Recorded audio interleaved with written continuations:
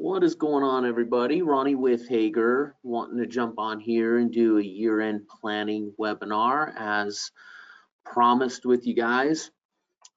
One of the things that I kind of thought about this year was that it would be valuable for me to first do a webinar where I outlined a lot of things for you. That way you could kind of listen to this and maybe get some ideas in your head before we start talking. So I kind of noticed in years past where I've done these calls with you guys, for some people who are my clients, it's pretty natural and we can kind of get through things, but there's just kind of a level of efficiency that we can kind of reach if you have already kind of heard some of the things that I usually am going to talk about, and then can come to the meeting that we have and say, hey, this was interesting to me. This is something that I think I want to do. Teach me how to implement that. And so that's kind of the idea this time. So, I've seen the average time that people listen to my my webinars. This is going to be one that I want you to listen to the whole thing on, and that way we can have the most efficient phone call. So dial in. I'm going to try to get through this in a reasonable amount of time and not be too long-winded. But for today, I'm going to kind of talk a little bit about the tax planning process. I want to kind of hit on some of the things that we're going to do. I want to make sure that we are all in line with expectations and what you're hoping to achieve from this time of year. And that way, when we do start doing these calls, that we can be effective and lower your tax liability and make sure that you have the information that you need. I do want to kind of touch on the current landscape of things, political ramifications of the election that we're going to have next week. That will have some consequences for us, so I want to make sure that you understand them. I'm going to go through business tax planning ideas to implement first.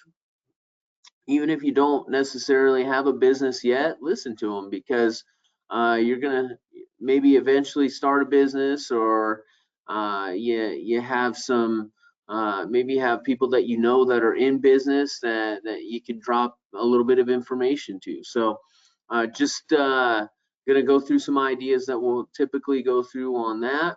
We'll touch on a little bit of compliance type stuff, and we'll get into personal tax planning ideas. Just so you guys know, I'm not really gonna go through any of these ideas really in depth. I might not necessarily do the how-to on everything for this webinar, just because there's going to be things that matter for some people and other things that don't matter for people, and I don't want to kind of go through all the details on it.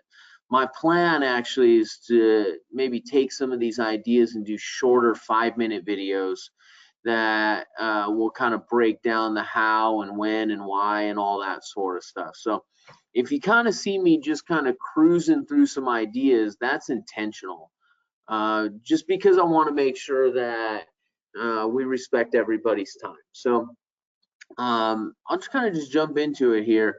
The tax planning process, how the next 2 months look for me. Deadlines are behind me with October 15th. You may notice that I kind of, take a little bit of time off during this time of year, or maybe I don't answer my emails as quick. Just feel free to always just either call me or text me if there's something that you really need, because sometimes I am a little bit laissez-faire during this time of year. I'm just going to go ahead and call myself out for that. So it might take maybe a little role reversal where you guys want me to hold your hands through the tax season and stuff like that. During the off season, you may just have to hold my hand a little bit. Hopefully that's understandable and not viewed as a negative. But I'm definitely not the CPA that just closes down his office, though. I'm still right here in the trenches, and tax planning for the next 2 months is the priority. This is where I really can drive my value to you, and can make sure that we're doing things in a proactive way instead of a reactive way. I never want to tell any of my clients, well, hey, you should have been doing this back in November or December. This is the time where we really nail this stuff down. All right, so I want you to learn from this webinar so this call is efficient. I mentioned that.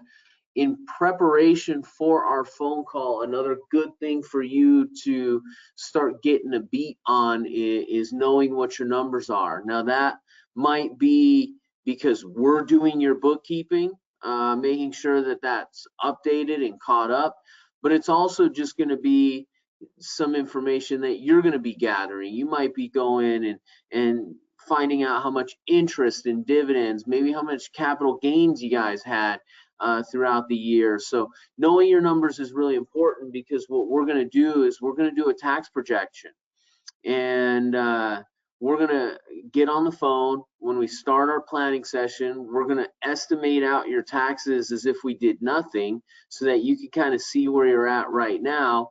And then after that, we're going to go through some ideas that are going to reduce your tax burden.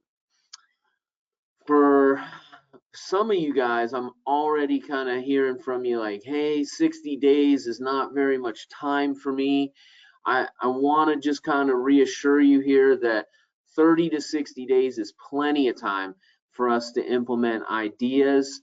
We'll have all the time that we need to kind of push through some of these ideas. So for those of you who haven't done tax planning with me in the past, we're going to hop on the phone and we're going to have a planning session. If you know your numbers and have a pretty good idea of where you stand, our planning session is going to be really efficient, and we're going to be able to estimate out what you would owe in April. And that's one of the things that I love to do, is make sure that there's no big surprises. The better that you know your numbers, the closer we can get with that estimate, and you won't necessarily have any surprises. If you do owe a big tax balance, I want you to know that. That way you can prepare for it over the next 5 or 6 months and save up for it. So if you're not going to owe, and let's say you're going to get a big refund, same. I want you to be able to get that refund as soon as possible. So, maybe we want to get your taxes done early. I've already talked to a couple people who are expecting that, and they're like, hey, I want my taxes done as soon as the IRS opens up for business. So with that, hopefully there's a little foundation established here, and you kind of know what to expect. Once you listen to this webinar, I want you to reach out to me and say, hey, I want to get on your calendar. I will say that I am gonna be out for a week. We're definitely gonna take a week off, and we're gonna go to Florida. So that week of November 9th, 10th, that week, right, I'm gonna be out of town with the family. So I'll be scheduling year-end tax planning next week. I'll be scheduling it the week that I get back, so prior to Thanksgiving. And then I really imagine where I do most of my calls is towards the end of November, early December. That first week of December, I'll be probably booked up. But once you listen to this, I want you to reach out to me and say, hey, I want to get on your calendar and do some tax planning with you. All right, let's kind of jump into it. All right, let's go through our business tax ideas. All right, so I kind of tried to put it in order for what people kind of do the most here, but let's start out with fixed asset purchasing. So with the Tax Cuts and Jobs Act 2 years ago, bonus depreciation became 100% deduction. So what we've seen over the past couple years is a lot of people, whether you're doctors, dentists, really investing in medical equipment. If you're in construction, we've seen a lot of that sort of stuff with vehicles, big trucks.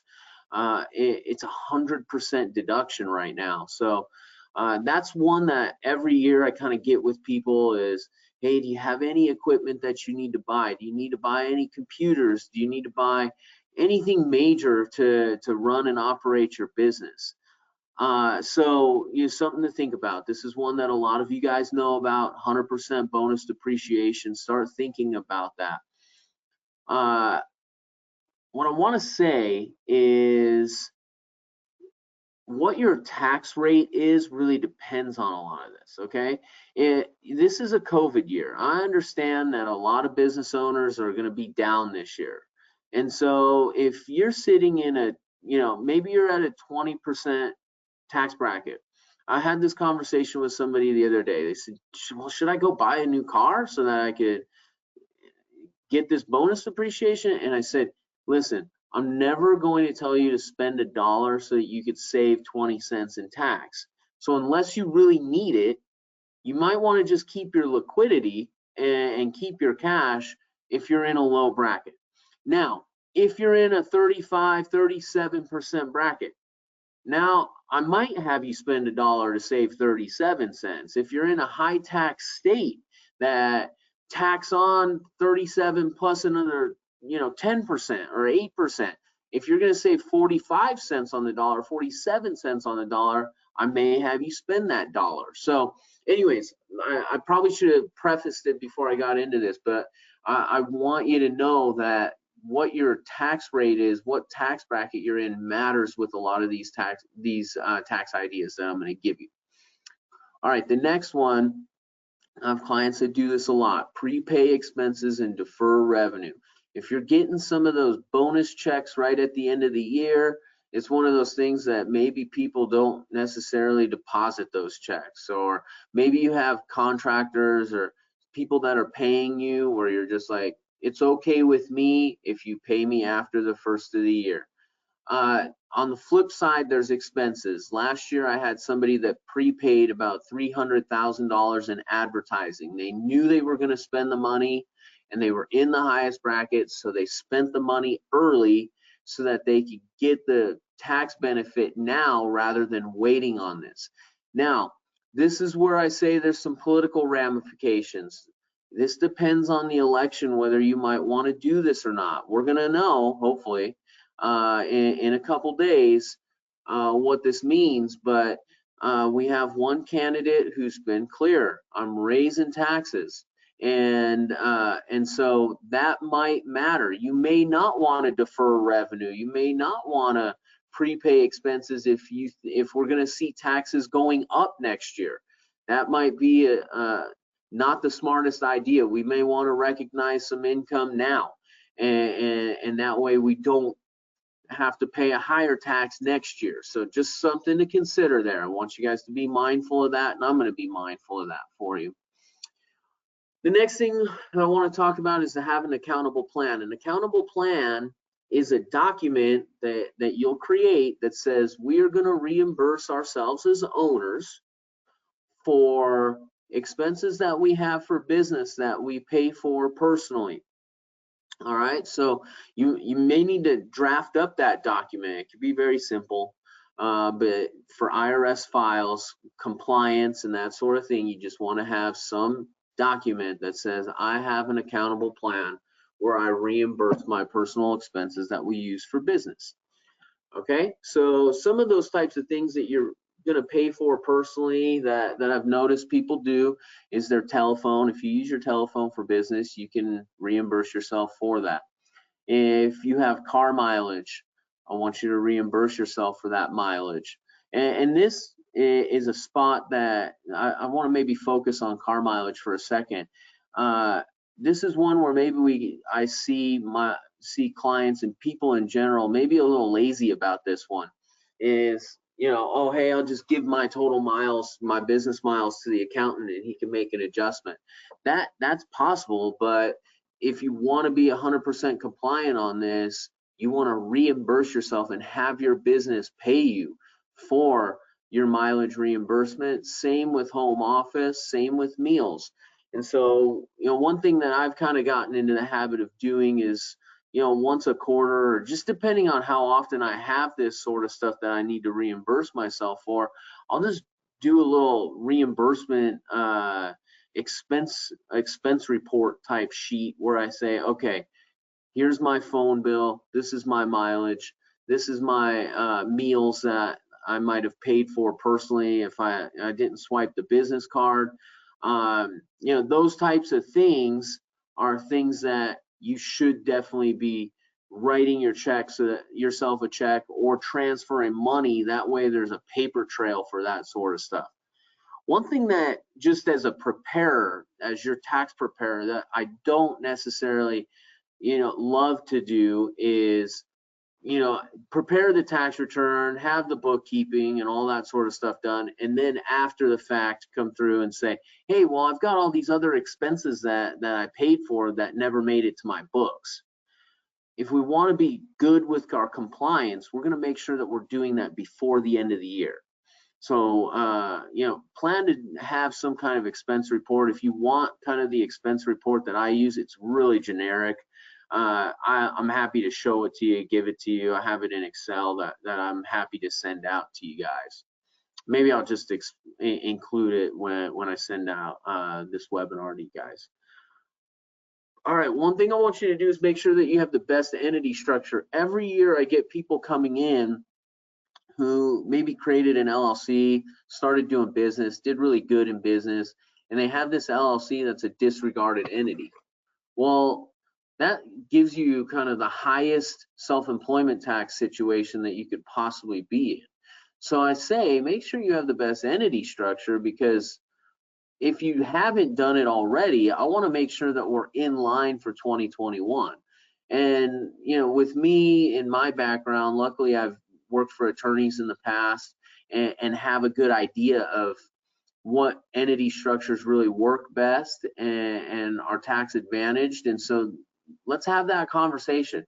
There's times where you also maybe have too many entities, and maybe you're paying for business license fees that you don't necessarily need. So that's just some considerations that I wanted to give you there. The Section 199A deduction is the tax, again, it's Tax Cuts and Jobs Act from a couple years ago. I want to make sure that you're maximizing your Section 199A deduction.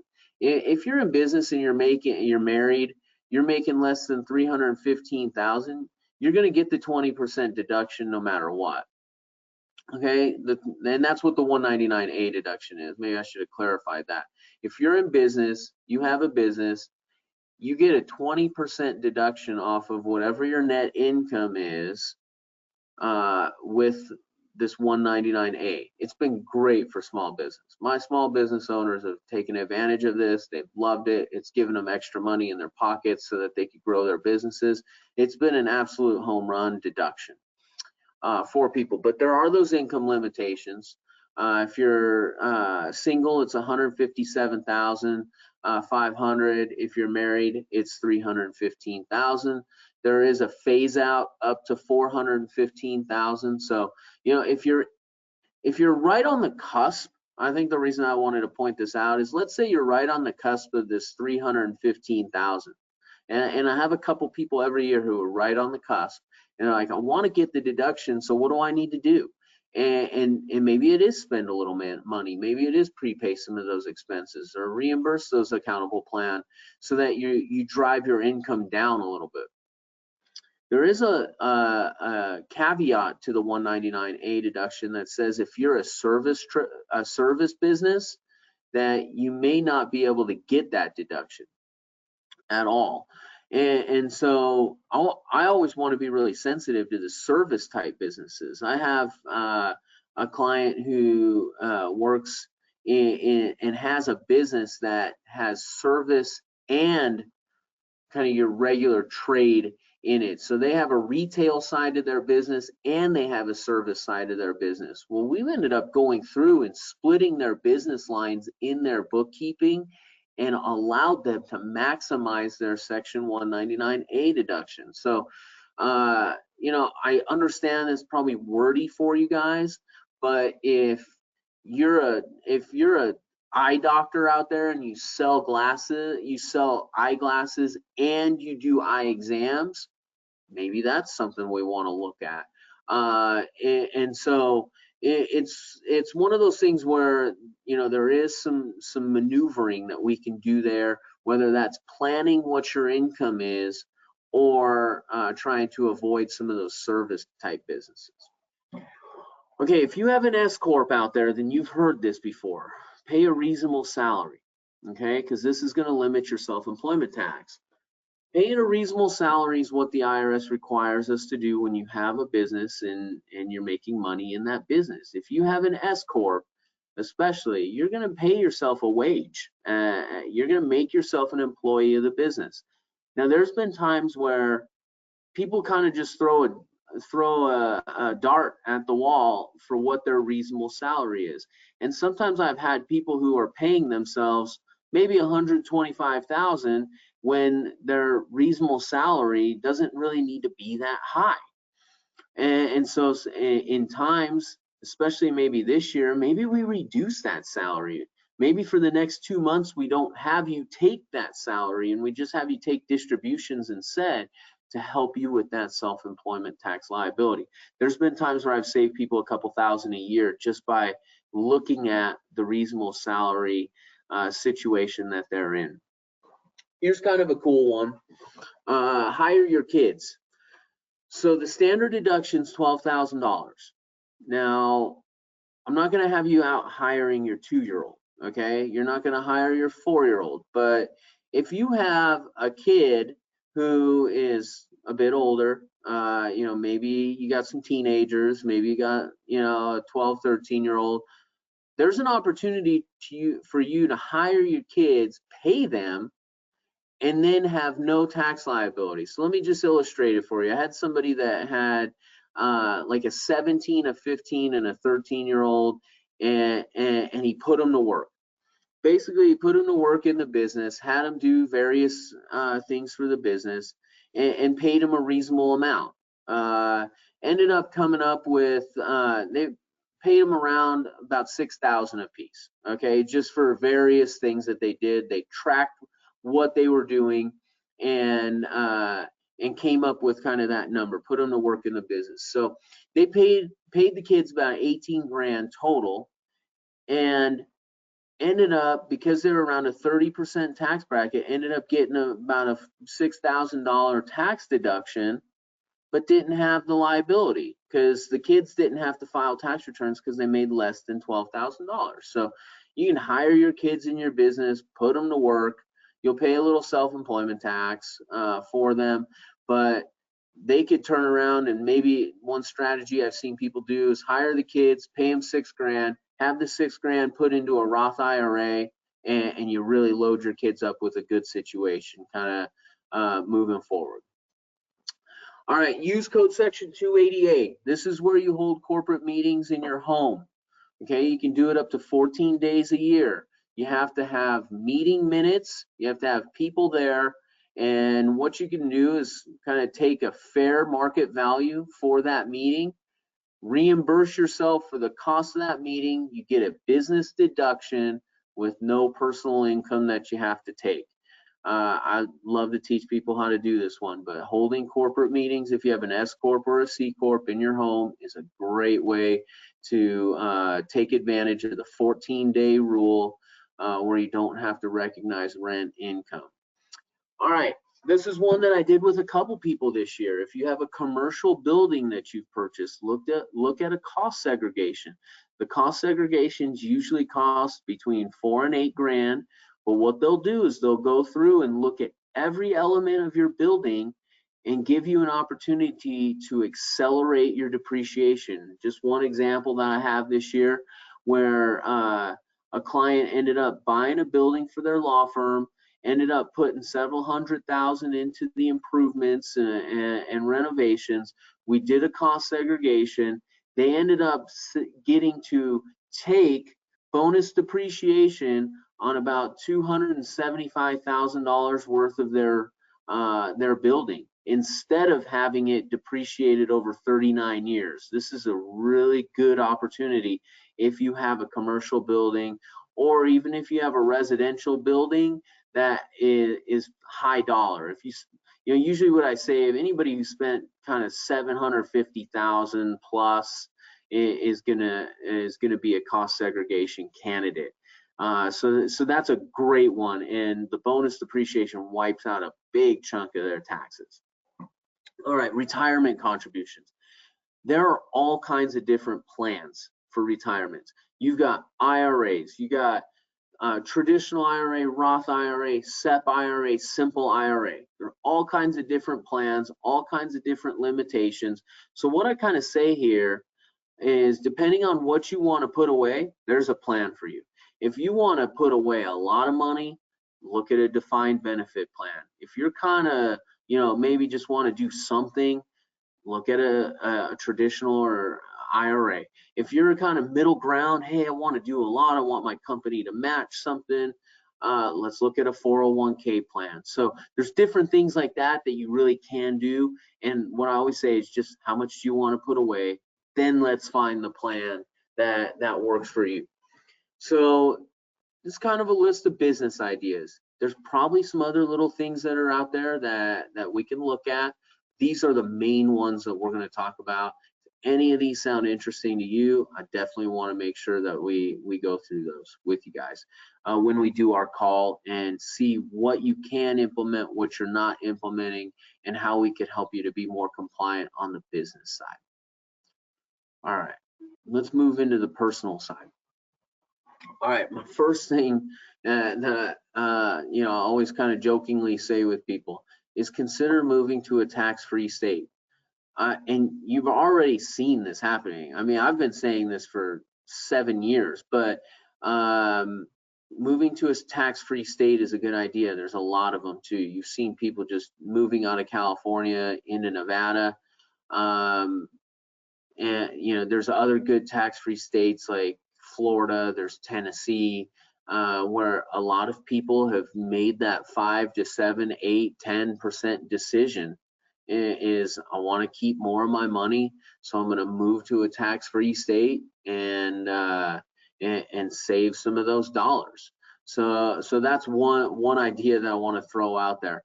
What I will jokingly say, and I really don't care what anybody where anybody stands politically, but if you're fleeing a tax-free or a crazy tax state into a tax-free state so that you can increase your quality of life, maybe you might want to look at the political side of that and maybe not vote for the same things in the state that you've come to.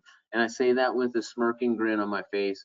Again, I don't care what anybody believes politically, but I do know that sometimes people leave a certain thing and then come vote for the same thing, which, remember why you leave, or remember why you're leaving. So I'll throw that out there as my little plug during the election time, as if we haven't had enough election stuff rammed down our throat for the last 6 months anyway. So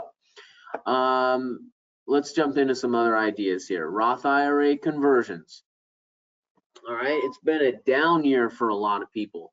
This might be the right time. What a Roth IRA conversion is a lot of us like to contribute to the traditional IRA because we get a tax deduction right now.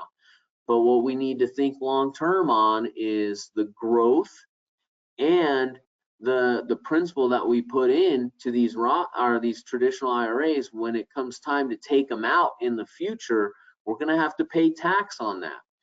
So what you can do is convert your traditional IRA over to a Roth IRA. A Roth IRA's growth happens tax-free. So something to consider there is, you've got this IRA. If you've had a down year, let's say you've been out of work all year and you're going to be in a low tax bracket, it might be the right time to roll that thing over and convert it to a Roth. That way, in the future, you don't have to pay any tax on it.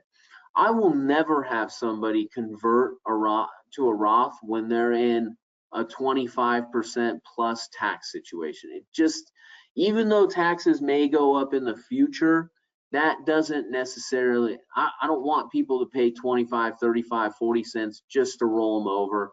That's just my personal belief. But if you're sitting in a 10, 15, maybe even 20% tax situation, it might be a good time. Let's talk about capital losses, harvesting capital losses. A lot of people did really good in the stock market this year. All right, when it all dipped down during our COVID pandemic, a lot of people jumped into the stock market and really kind of made some good money this year. If your portfolio has losses in them, you may want to look at what your gains are for the year and then maybe sell off some of those losses so that you don't get nailed with some taxes on your capital gains this year. It might just be time to liquidate some of those losing positions to offset some of those gains. On the flip side, I kind of want to say maybe realize some of your long-term capital gains. If you've had a rough year because of COVID, if you're married filing joint, if your AGI is in between that 0 to 80K, your long-term capital gain rate 0%. So just to illustrate that, let's say maybe you didn't work much this year, and you're going to fall right into, maybe you made $40,000 just from unemployment, a little bit of work here and there, and that sort of thing. You have in your stock portfolio some long-term capital gains. If you sell off $40,000 of your long-term capital gains, you'll have a 0% tax rate on a long-term cap gain. That's one of the benefits of being low income and selling off your cap gains. I think that's probably going to stay that way either way election time, but again, that's maybe something that might be subject to change with some of the discussion that I've seen on capital gains. So just know, if you're low income this year, it might be a good time to unload some of it. Let's talk about charitable donations. Charitable donations provide a really interesting opportunity here, and I'll give a couple ideas here. Number one is donate appreciated stock. Let's say you've made a lot of money in the stock market this year, and you're somebody that gives to the church, or you give to United Way, or different organizations that you really care about. You can actually make an in-kind donation of your stock without selling it first. So let's say you killed it on Tesla stock this year because it went up, whatever that was, 2,000% or whatever Tesla's crazy gains were this year. And you had all this stock. I would never have you sell that stock and then give it to charity. What I want you to do is just donate the stock straight to the charity. You'll get a fair market value contribution. So it's worth $20,000. Even though you paid $2,000 for it, okay? You'll get a $20,000 donation, but you won't pay any tax on selling it. So donating appreciated stock is a great way to get a big deduction without claiming the income, all right? The other thing that I'd like to talk about is donation stacking. If you're kind of you guys probably all noticed the standard deduction jumped up to $24,000 last year or 2 years ago with Trump's tax cuts. One thing that is happening with people is, let's say you're somebody that gives, 5 or 10K a year, and your standard deduction is really close to what your itemized deductions would be between your mortgage interest and your taxes and your charitable donations and things like that. This is one thing that even I do personally, is I pay my charitable donations every other year. Okay, so I'll stack my donations to where, let's say I give to charity, I'll just throw a number out there. Let's say I give to charity $20,000 a year. All right, so what I'll do is I'll pay no charitable donations this year, and I'll just take the standard deduction. And then next year I'll pay $40,000, or I'll double that up. I'll do $40,000 in 1 year. That way I have a big itemized deduction the next year, okay? Instead of just taking the standard deduction every year. So you can stack your donations. But that's something we should talk about. If you're thinking about doing a strategy like that, I want to make sure the numbers work for you. But even for me, it really works. 1 year I'll get a $24,000 standard deduction. The next year I'll get a $50,000 itemized deduction instead of just taking 24 and 24. So it can save you a few grand. All right. The next thing is invest in a conservation easement. I had several people do that this year. A conservation easement is what you do is you pay to become an owner in a piece of land, and that piece of land is turned around and donated for the purpose of never developing it and maintaining its beauty. What happens is there's a big fair market value non-cash charitable donation that you get in exchange for your investment into the conservation easement. What I'll say here, make sure you work with somebody reputable. Make sure that that company is giving you all of the required documentation, that they're doing all of the procedures proper on these, because this would be something that gets audited a lot. But just to highlight this for you, I might have somebody that works for a tech company, and they will maybe they make $400,000 or $500,000 a year. What you're looking at here is you may say it costs $40,000 to get into this conservation easement, but I'm going to turn around and get a $200,000. I'm going to turn around and get a $200,000 non-cash charitable donation. Well, in doing that, then you're able to take this deduction on your personal return, and if you're in a 35% tax bracket and you get a $200,000 deduction, you save $70,000 in taxes. So 70 minus the 40 that you paid to get into it, there's a return on investment there, and it's worth it. So something to think about there. I want to talk about RMDs.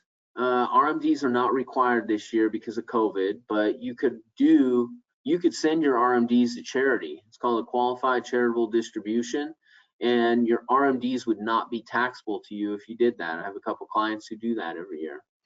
I'll talk about contributing to a health savings account. If you have a high deductible health plan, you could contribute $35.50 if you're single, $7,100 if you're a family to a health savings account, and you get an above the line tax deduction for that. So depending on your tax bracket, that could save you $1,000 or $2,000. I want you to know your credits. There's a couple credits that are really common. The American Opportunity Credit is one that you can get if you have some kids in college. I will warn on this. If you're high income and you have kids in college, you may not qualify for the American Opportunity Credit. So we may want to have your kids who are in college file their own tax returns so that they can get the credit. All right, child and dependent care credits. If you're paying for daycare, there's a credit for that. There's a savers credit. If you're low income but you're still contributing to a retirement plan, you're going to get a little savers credit. So just a couple things to consider there. All right, if you're really high income, you have a big estate, and I really want you to watch the political climate right now and have a really great relationship with your estate planning attorney. One thing that we're really looking at right now is if let's say Joe Biden wins, that estate tax, that exemption that's currently sitting around 11 million, that could be significantly reduced. And so that estate tax, you may want to consider gifting money in the current year, even over the normal 15,000, and eat away into that $11 million exclusion now before it goes down. It's just a thought, but something that I wanted to throw out there. There might be one or two of you out there that might be in this situation. I went golfing yesterday with a couple of estate planning attorneys, and they said, yep, we're already doing it. We're already gifting, right now, just in anticipation for some of that kind of stuff. All right, one other one that I want to point out is pay any estimated taxes due to avoid penalties. I get this every year. Every year there's somebody. So I hope you're listening out there. If this is you, if you owe a tax liability, the IRS wants you to pay that tax liability throughout the year. Okay, so if you wait till next year to pay your taxes, especially if you file an extension, you're gonna have penalties on the money that you should have spent. Every year I have one or two people who are like, I didn't know anything about penalties. Now you do. Okay, I hope you're listening. You have to pay those estimated taxes. Now, the penalty's small. It's like 2% of whatever you owed, and you're most likely paying something. So, a lot of times it's 100, 200, 500 bucks. But I had somebody this year who owed 100,000 and their penalty was 2,000 bucks, and they were upset about it. And it's just one of those things where, because a $2,000 penalty adds up. I get it. All right. So if you're concerned about penalties, I'll calculate those out for you anytime you want. But I want to make sure that I'm clear that there are penalties for not paying estimated taxes. So that's kind of some personal tax ideas. I hope some of this stuff kind of was interesting to you. I hope some of it kind of piqued your ear a little bit. I want to thank you for joining me on this webinar today. I hope this has been valuable for you. And if you're listening through this, jot down any questions you have. I'm happy to answer the questions when we go through our call together. I have put on here my shiny new website that I would love for you to check out, and feel free to email or call me to schedule something and get set up. So I appreciate you guys. Thank you so much for a great year this year. I know a lot of the people that are going to be listening to this are my clients. I appreciate you guys, and really am grateful that I have the opportunity to serve you guys and work with you in something that's very, very important. So thank you for putting your trust in me, and hopefully this has been some valuable time spent. Thank you so much, and have a great one.